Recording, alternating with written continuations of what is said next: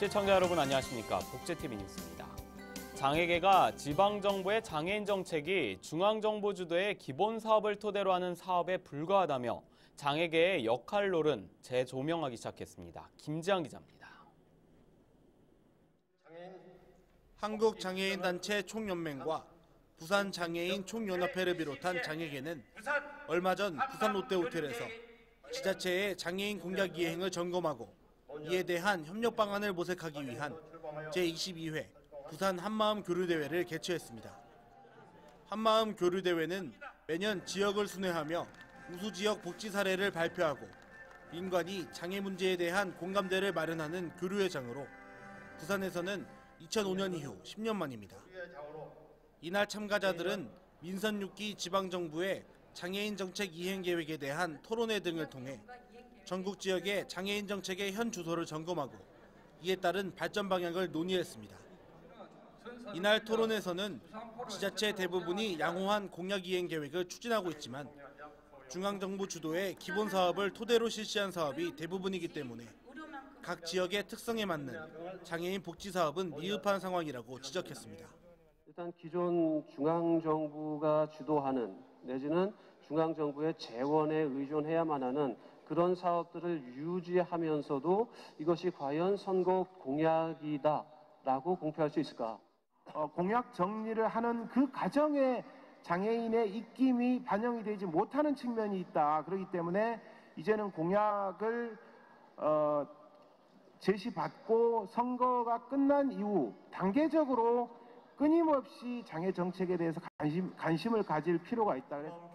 아울러 참가자들은 선거 과정에서 장애계 의제를 후보자 공약에 담아내기 위한 보다 적극적 활동이 필요하며 지자체에서 제시한 장애인 공약이 정책으로 확정되기까지 꾸준한 감시가 있어야 한다고 촉구했습니다. 복지TV 뉴스 김지한입니다. 한국장애학회가 창립 총회를 갖고 본격적인 활동에 들어갔습니다. 장애인의 삶을 억압하는 실체에 대한 규명과 함께 이에 대한 대안 마련에 기여할 수 있을지 주목됩니다. 정유린 기자입니다. 장애에 대해 개인적 의학적인 관점에서 벗어나 정치, 경제, 사회적 요인과 맥락 등을 분석하기 위한 한국장애학회가 창립됐습니다.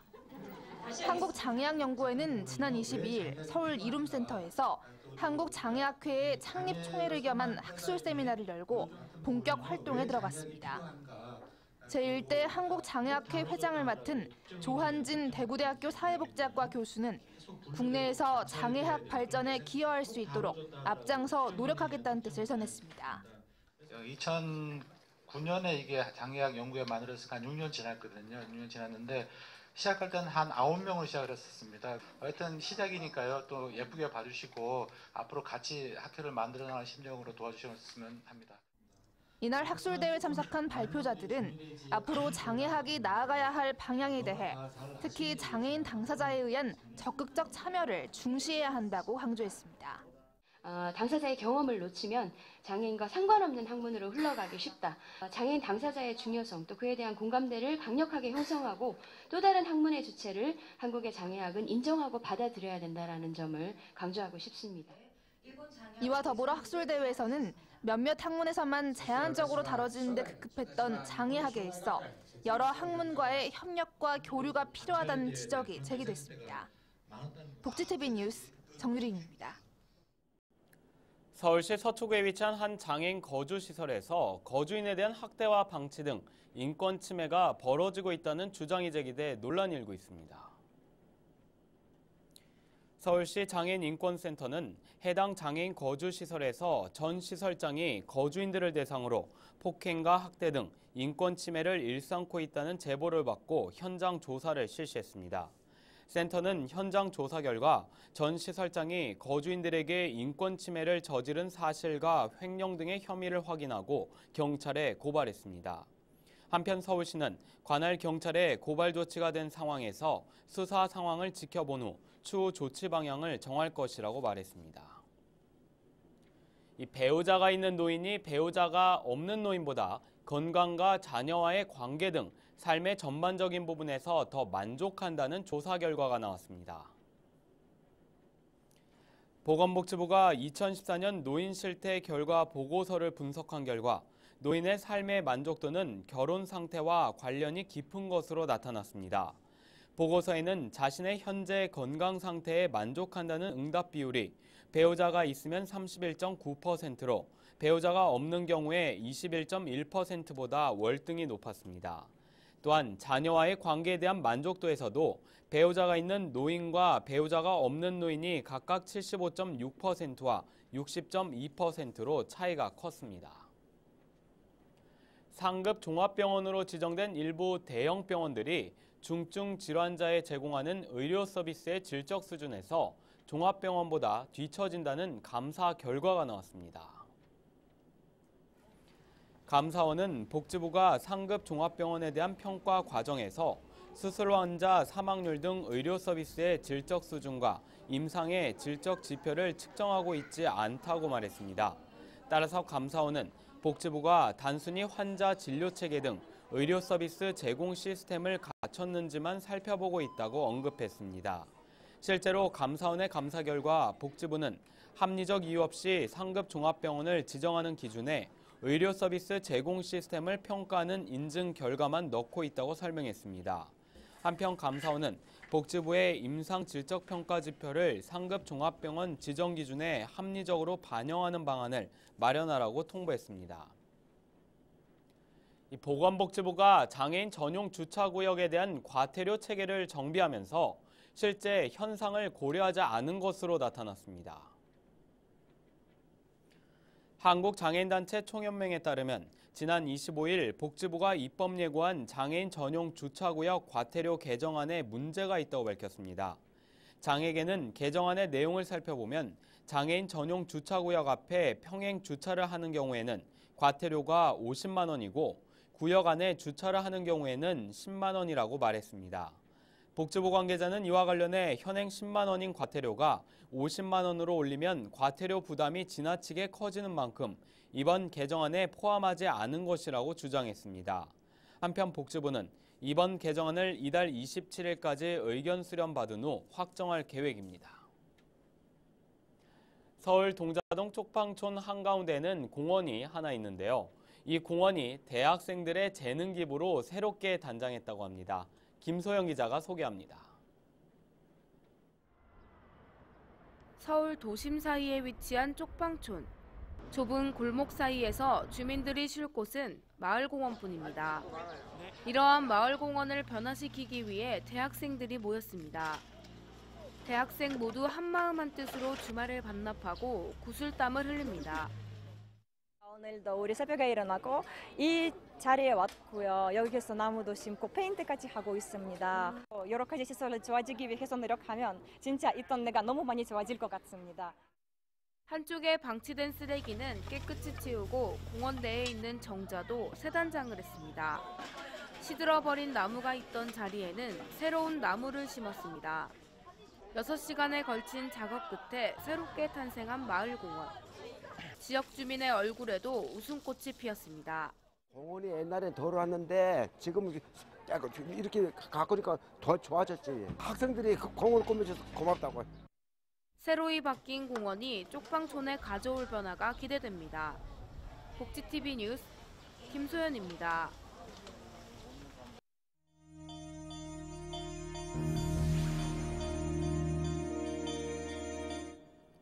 이어서 간추린 뉴스를 전해드립니다. 방송통신위원회가 방송 시청에 어려움을 겪는 저소득층 시청각 장애인을 위해 TV 12,200대를 무료로 보급합니다.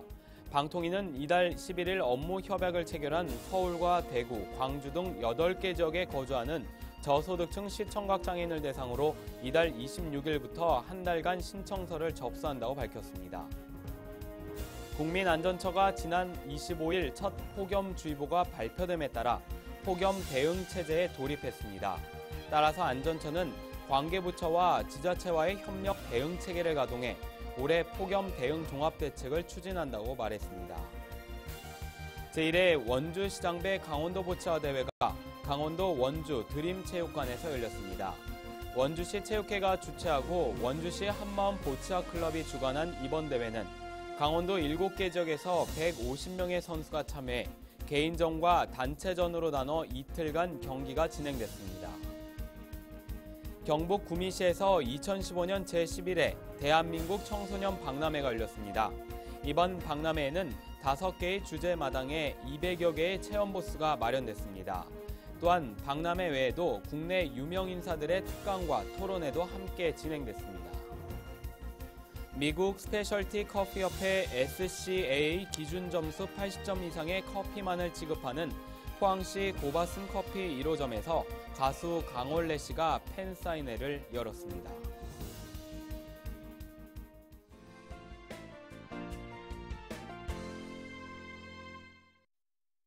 복지방송 시청자 여러분, 오늘은 장애아 혹은 다문화 보육과 관련하여 몇 말씀 드려볼까 합니다. 우선 규모부터 좀 보겠습니다.